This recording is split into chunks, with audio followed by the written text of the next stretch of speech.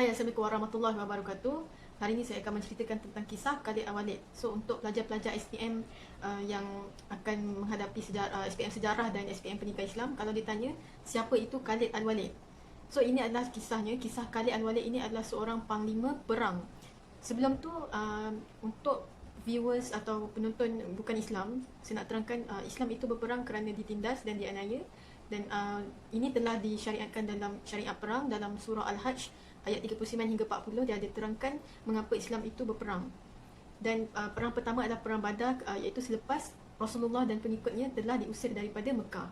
So, untuk cerita Khalid Al-Walid ini, siapa dia? Khalid Al-Walid ni pada asalnya dia adalah orang yang menentang Rasulullah. Dia sangat membenci Rasulullah. Punca dia sebab ayah dia Khalid bin Al-Walid. Nama ayah dia Al-Walid bin Al-Mughirah. Al-Walid bin Al-Mughirah ni adalah seorang dermawan yang sangat kaya, yang sampaikan ke lambu Mekah tu pun, kalau contoh tahun ni rakyat penduduk Mekah dia kumpul share duit untuk buat kelambu Mekah untuk 1 tahun, bapak dia ni seorang je keluarkan duit untuk kelambu Mekah setahun. Maksudnya dia tak share dengan orang. Kira betapa kayanya tu, dia boleh keluarkan duit untuk satu kelambu Mekah tu setahun. So betapa kayanya bapak dia. Bapak dia ni sangat dermawan, tapi sayangnya bapak dia tu menderma buat baik tu, sayangnya dia ada tujuan untuk mendapat kemasyhuran dan untuk mendapat title Nabi. Sebab masa tu dah viral lah dekat kitab-kitab yang Nabi terakhir akan muncul. So dia rasa macam diri dia baik, dia akan jadi Nabi lah. So bila dapat tahu yang Rasulullah tu adalah Nabi, Walid Al-Mughirah ni dia rasa macam sangat kecewa dan dia sangat berdendam dengan Rasulullah, sedangkan masa tu Rasulullah tak bermusuh pun dengan dia. So Khalid Al-Walid ni dia telah dibesarkan dengan keadaan membenci Rasulullah SAW. So masa perang pertama, iaitu perang Badar. Perang Badar ni yang saya katakan tadi lah selepas Rasulullah diusir dan dianiaya. Okey, semasa perang Badar, Khalid Al-Walid ni dia tak boleh join perang Badar tu sebab Khalid Al-Walid masa tu umur dia baru belasan tahun. Kira contoh macam kita belum baru lepas SPM tak dapat kerja kan, tak boleh masuk kerja sebab tak cukup umur lagi.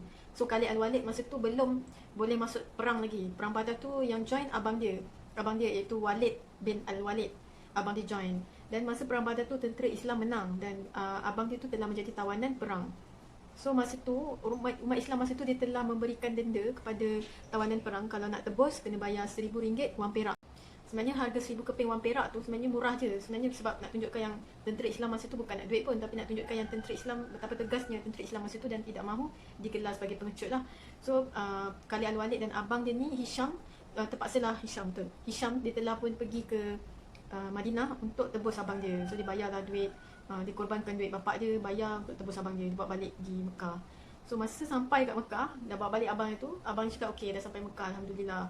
Dia sampai di Mekah, dia terus je mengucap dua kalimah syahadah, dah kira masuk Islam. Terkejut lah Khalid dengan abang, cakap penat-penat aku bawa kau balik, dah korbankan harta bapak semua nak bawa kau balik jauh-jauh, tiba-tiba kau masuk Islam lah.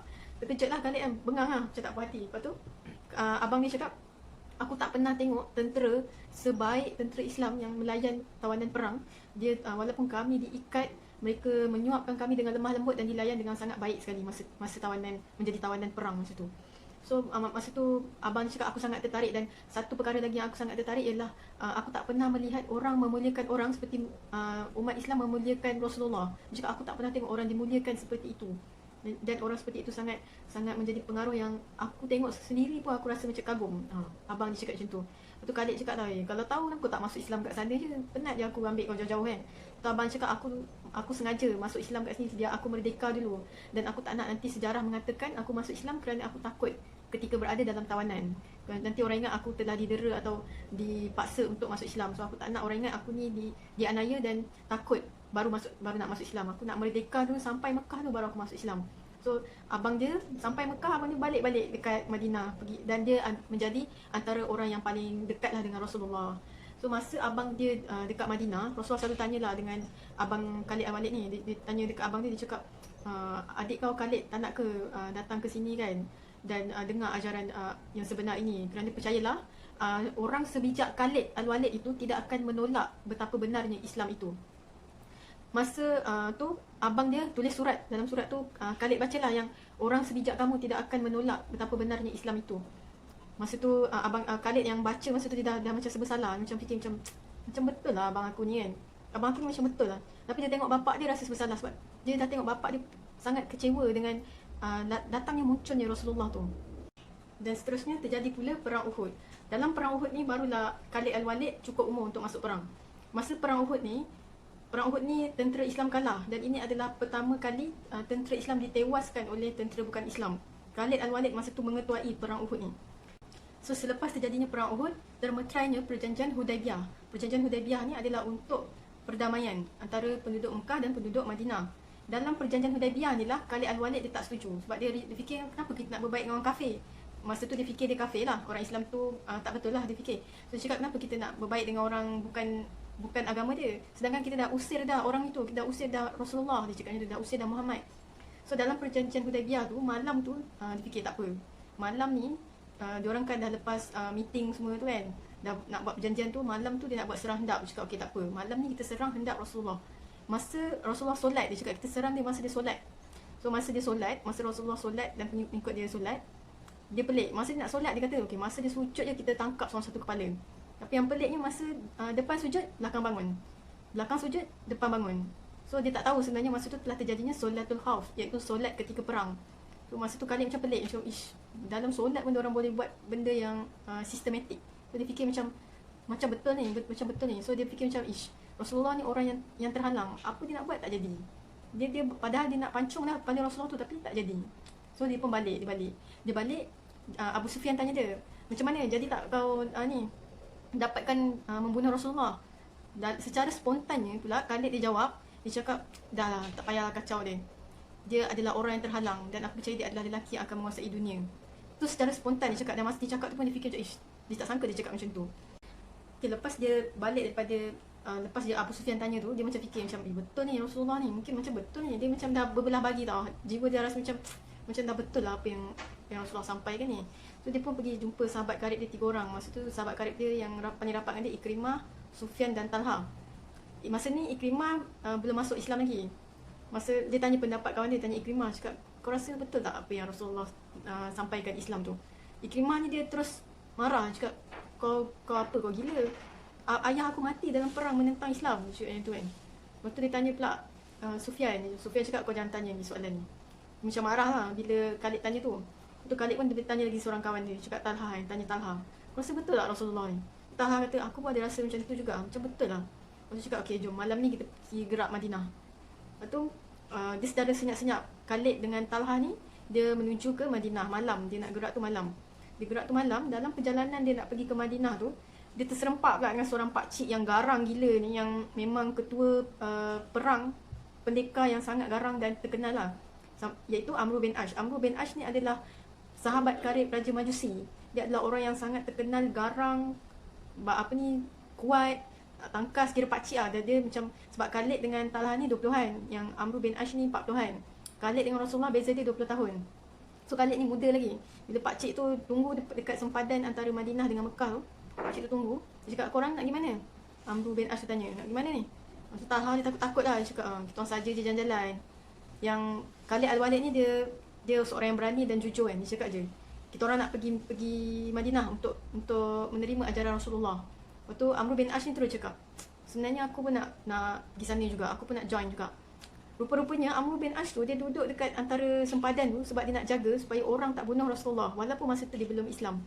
So dia dah ada niat, dia rasa betul ajaran tu. So cakap okey tak apa, jom kita gerak sekali. So diorang pun bergerak bertiga menuju ke Madinah. Nak sampai Madinah pula, jumpa pula abang dia tengah tunggu kat sana, abang Khalid Al-Walid ni. Pelik lah, Khalid cakap kau buat apa kat sini kan? Lepas tu Walid Al-Walid, abang dia ni cakap, dah viral dah, Rasulullah dah cakap dah, sesungguhnya pahlawan perang akan tiba, iaitu adik kau Khalid Al-Walid. Terkejut lah Khalid macam, aku gerak ni senyap-senyap, aku tak ada WhatsApp atau siapa pun, tapi tiba-tiba semua orang macam dah tahu yang Rasulullah tu dah tahu yang dia akan datang. Lagilah dia punya api hidayah tu makin membara-bara, sebab macam dia boleh tahu aku nak datang ni kan. Lepas tu bila dia nak sampai je menuju ke Rasulullah tu, dia tunduk malu lah sebab tengok semua orang sebenarnya sambut dia dengan baik, tapi dia malu sebab dia dah bunuh banyak tentera Islam. Masa tu banyak perang yang dia dah bunuh tentera Islam, dan dia sangat malu bila tengok wanita-wanita yang dah jadi balu. Dia tertunduk malu tau, dia tunduk, dia sampai dekat Rasulullah. Sampai kat Rasulullah, dia minta maaf lah. Dia cakap dia dah bunuh banyak orang Islam dan banyak menghina semua. Lepas tu Rasulullah cakap jangan risau, sesungguhnya Islam itu akan menghapuskan dosa kamu yang sebelumnya. Maksudnya bila dia masuk Islam, dia seperti bayi yang baru lahir. Dosanya akan dihapuskan dan pahalanya tetap akan dikira walaupun sebelum Islam. Tapi dosa sebelum Islam itu tidak akan dikira. dia seperti bayi yang baru lahir apabila dia masuk Islam. Okey, selepas 3 bulan Khalid Al-Walid masuk Islam, dia terus join perang Mu'tah. Perang Mu'tah ni terjadi disebabkan utusan Rasulullah yang Rasulullah utuskan ke Raja Rom untuk memeluk Islam, tetapi utusan itu telah dibunuh oleh tentera Rom. Dah lah dia orang tak nak masuk Islam, dia orang bunuh pula utusan tu dan dia nak berperang pula lagi. Sedangkan utusan tu juga adalah antara sahabat yang Rasulullah paling sayang dan dia dibunuh dengan sangat kejam. So Rasulullah dah uzur masa tu, Rasulullah terus cakap yang akan memimpin perang Mu'tah ni adalah Zaid bin Harisah, dan jika Zaid jatuh, Ja'far, jika Ja'far jatuh, Abdullah, dan jika Abdullah jatuh, pilihlah di antara kamu yang lebih layak, mana mesyuaratlah antara kamu. So betul, apa yang Rasulullah cakap tu betul, memang ketiga-tiganya wafat, jatuh, dan ketika itu tentera Islam pun berpakatlah dan mereka memberi nama Khalid Al-Walid. Dan separuh daripadanya menyokong Khalid Al-Walid dan separuh daripadanya kata, mana boleh, Khalid ni budak ni baru 3 bulan masuk Islam, takkan terus jadi komando perang kan. Lepas tu salah seorang tu pun cakap lah, Islam itu tidak dinilai berdasarkan banyaknya amalan, dan dia dinilai berdasarkan baiknya amalan itu. So Islam itu menilai kualitinya bukan kuantitinya. So teruslah semua bersepakat untuk melantik Khalid bin Al-Walid menjadi komando perang masa tu. So bila Khalid Al-Walid diangkat terus menjadi komando perang, Rasulullah yang kat Madinah masa tu dia dah uzur, dia terus bersabda, dia cakap, telah mereka berikan panji Islam itu kepada antara pedang-pedang Allah. So Rasulullah cakap yang Khalid Al-Walid tu adalah pedang-pedang Allah. Dalam perang Mu'tah tu, bila komando itu adalah Khalid Al-Walid, Khalid Al-Walid tukar strategi perang semua dan dia berjaya tentera Islam masa tu menang. Sedangkan perbezaan dia adalah sangat tinggi, berpuluh ribu beza dia dengan tentera Rom. Sampaikan masa nak menang tu, komando Rom tu sampai merayu dekat Khalid, cakap, Khalid, aku kenal bapak kau ni yang kau beria sangat nak pertahankan Islam ni, kenapa kan? Cakap, aku boleh bagi kau makanan apa semua, aku boleh bagi kau duit, tapi Khalid cakap, aku tak pandang semua tu. Kami memang bermati-matian untuk menegakkan agama kami. Sampaikan ada satu kata-kata tu yang sangat menakutkan tentera Rom. Khalid Al-Walid cakap, kami berperang untuk mati dan kamu berperang untuk hidup. Maksudnya bila kami berperang untuk mati, kami redah. Tentera Islam tu redah je. Kena tembak ke, kena apa ke, kena tombak ke apa ke, dia lagi nak ke depan. Sedangkan tentera Rom, bila kena sikit je, elak, lari.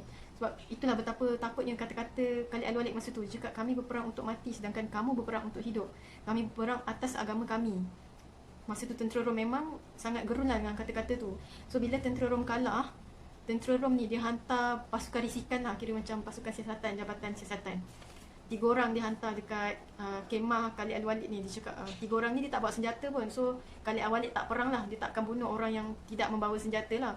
So bila tentera yang Rom ni dia datang, dia tanya, betul ke dah viral orang cakap kau dapat pedang tu daripada syurga? Kira macam kan Rasulullah cakap pedang tu pedang Allah. Bila diingatkan Khalid Al-Walid tu dah bawa pedang daripada syurga yang telah disampaikan oleh Rasulullah, dia orang percayalah Rasulullah tu ada Tuhan lagi yang dekat daripada syurga. Tapi dia orang still nak menentang sebab Rasulullah tu bukan daripada bangsa Yahudi. Sebab Rasulullah tu adalah daripada bangsa Arab. So bila Khalid Al-Walid tu jadi komando perang, terus strategi perang tu bertukar. Terus dia bertukar dan betapa bijaknya dia. Sedangkan perang Mu'tah tu sebenarnya, beza antara tentera Islam dan tentera Rom masa tu berpuluh ribu beza dia. Betapa sikitnya tentera Islam masa tu. Tapi dia boleh nampakkan tentera Islam masa tu banyak. Malam tu masa tidur lah kononnya kan, yang tentera Islam ni nampak banyak sebab dia nyalakan api-api dekat setiap kawasan kemah-kemah tentera Islam. So bila tentera Rom nampak macam, oh rupanya diorang tengah persiapkan tentera dia banyak ni. So diorang, tentera Rom tu masa tu dah goyang dah takut lah. Seterusnya apabila Rasulullah wafat, naiknya Abu Bakar menjadi khalifah. Abu Bakar menaikkan Khalid Al-Walid sebagai ketua angkatan perang. Dan apabila Abu Bakar wafat, Umar pula naik. Umar dengan Khalid ni adalah sepupu sebenarnya. Masa kecil diorang pernah berlawan, sampaikan Khalid dia pernah patahkan kaki Umar. So Umar dengan Khalid ni sebenarnya tak ngam. Dia ngam tapi dia macam kerek-kerek sikit lah macam tu. Tapi diorang sepupu. So bila Umar jadi khalifah, Umar dia, ada lagi satu perang yang diorang kena hadap. Umar dia cakap dengan Khalid, kau nak berapa? Kau nak berapa tentera? Lepas tu Khalid cakap 500 lah, nak lawan dengan Parsi.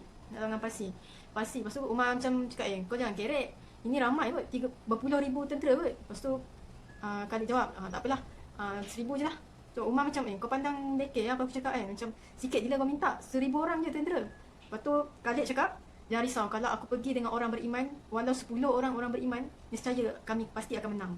Macam tu. So Umar respect lah dengan Khalid ni, sebab dia percaya betapa iman yang kuat itu boleh menewaskan tentera Parsi ketika itu. So semua perang Parsi, Rom semua tunduk dengan tentera Islam ketika itu, semasa Khalid Al-Walid menjadi ketua angkatan perang ketika itu.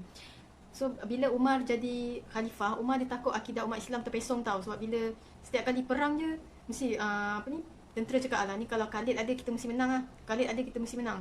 Dia takut macam akidah hilang, macam perang tu dimenangkan disebabkan Khalid, sedangkan ia adalah atas izin Allah. So Umar dia takut akidah umat Islam masa tu terpesong. Masa perang tu, Umar bagi arahan lucutkan jawatan Khalid sebab takut akidah umat Islam terpesong. Semasa perang tu, Khalid dengar terus arahan daripada Umar, terus dia ikut arahan tu, dan dia, masa tu naiknya Ubaidah, dia naikkan Ubaidah menjadi komando perang masa tu.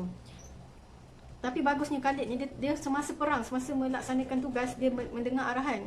Dia terus jadi prebet biasa je dalam tentera masa tu, dan dia turut sama-sama membantu Ubaidah untuk melaksanakan tugas tu sampai habis. Dia tak adalah macam dah kena lucut jawatan, dia terus tukar parti, lompat parti ke apa ke kan. Tak adalah. Dia masih lagi melaksanakan tugas dia, dan sehingga perang tu habis dan menang. Dan masa dia dilucutkan jawatan tu, tentera Islam tu ada yang tanya dia, kau tak terasa ke Umar buat macam tu? Kau tak kecewa ke? Tapi Khalid cakap, aku berjuang kerana Tuhanku, bukan kerana Umar. So tak kira lah Umar letakkan aku kat mana sekalipun, even aku jadi tentera biasa pun, aku masih lagi dalam keimanan aku, masih lagi dalam tujuan sebenar aku adalah untuk Tuhanku, bukan untuk Umar. Bagusnya bagusnya Khalid ni, Al-Walid ni, semasa perang betapa iman dia, padahal dia baru lagi. So selepas beberapa puluh tahun, masa dia 50 tahun masih lagi dalam pemerintahan Umar dia dah lucutkan terus jawatan Khalid Al-Walid, sebab dia takut walaupun Khalid Al-Walid jadi tentera, dia takut akidah umat Islam terpesong lah. Bila cakap Khalid ada je menang, Khalid ada je menang. So Umar dia terpaksa lucutkan jawatan Khalid Al-Walid. Khalid Al-Walid dia tak kecewa pun, dan masa umur dia 50 tahun tu, dia cakap, kalau tak kerana Umar, aku tidak akan dapat memperbaiki bacaan Al-Quran aku. So sebenarnya kita ni dalam hidup, kalau kita macam ada satu masa yang kita tiba-tiba menganggur, tak ada kerja, ataupun tiba-tiba ada satu masa yang kita terpaksa berjauhan dengan suami, keluarga, kan masa tu kita fikir macam kenapalah Allah letakkan kita kat situasi macam tu, yang kita tak ada siapa-siapa, tak ada pekerjaan. Sedangkan Khalid ni masa tu dia telah dilucutkan jawatan dia ketika kemuncak tau, masa dia kemuncak. Tapi dia fikir positifnya, dia cakap disebabkan keadaan tu lah dia dekat dengan Tuhan. So masa tu kita kena fikir, bila kita masa dah tak ada apa-apa, contohlah kita dibuang kerja atau kita tak dapat cari kerja, kita kena fikir masa tu lah adalah masa yang sesuai kita paling dekat dengan Allah. Sebab percayalah, bila kita dah sibuk dengan benda lain, hati kita ni mungkin ada lama lah untuk kita, mungkin berkurang lah untuk kita mengingati Allah. Sebab sampaikan Khalid ni dia cakap, jihad telah menyibukkan aku untuk urusan Al-Quran, untuk mempelajari Al-Quran. Sebab dia 3 bulan dia terus masuk perang, sampaikan dia tak sempat untuk mempelajari ilmu Al-Quran. So bila Umar lucutkan jawatan dia cakap, kerana Umar lah aku dapat memperbaiki bacaan Al-Quran aku. Dan semasa hujung hayat dia telah menjadi ahli Al-Quran lah, dia telah menjadi ahli Quran. Dia hari-hari dia baca Quran, dia mengaji Quran, dia belajar dengan tokoh-tokoh masa tu. Dan sampailah menjelangnya wafat dia agak sedih lah, dia terlantar dekat katil. Dia pun sedih, bila sahabat-sahabat datang melawat dia menangis, dia dengan suara dia tak dapat nak keluarkan. Dia sedih bukan sebab apa, dia sedih sebab dia kata satu je, sebab dia cakap dalam beratus-ratus perang dia lalui, dia tak dapat hadiah mati syahid tu. Maksudnya dah beratus-ratus perang dia dah lalui, tapi dia tak dapat nikmat mati syahid tu. Mati syahid tu kan betapa besarnya dia punya nikmat dia, sedangkan darah yang menitik tu akan dikebumikan sekali. Orang yang mati syahid ni dikebumikan sekali bersama darah dia. Tapi Khalid Al-Walid cakap dia mati nanti tidak bersaksikan darah-darah dia. Tapi sahabat-sahabat tu tenangkan dia. Sahabat-sahabat tu cakap yang, ingatlah bila Rasulullah cakap je kau adalah pedang Allah, ingatlah pedang Allah tidak akan dipatahkan.